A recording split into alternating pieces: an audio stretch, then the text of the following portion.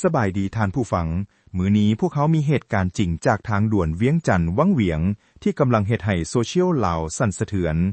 เหตุการณ์รถต่ำกันที่กำลังถูกวิพากษ์วิจารณ์อย่างหนักบัดนี้เจ้าของรถเองออกมาโพสต์เว้าความจริงดังนี้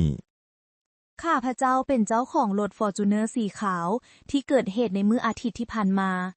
ข้าพเจ้าพาผัวและลูกน้อยอายุ3 เดือนไปซื้อนม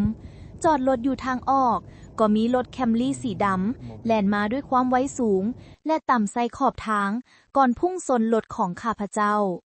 หลังเหตุการณ์เกิดขึ้นมีคนจำนวนหลายในโซเชียลด่าว่าข้าเจ้าโดยบ่ฮู้ความจริงจนเจ้าของรถบ่สามารถอดทนได้และออกมาเว้าปกป้องสิทธิ์ของตนเองข้าพเจ้าขอเว้าตรงๆกับคนที่ด่าข้าพเจ้าว่ากรุณาเบิ่งความจริงให้ครบทุกมุมและใช้สมองที่มีให้คิดก่อนที่จะเว้าคำกล่าวสุดท้ายของเขาคือการเสพข่าวบ่แตกต่างจากการกินอาหารต้องฮู้เลือกสิ่งที่ควรกินและสิ่งที่บ่ควรกิน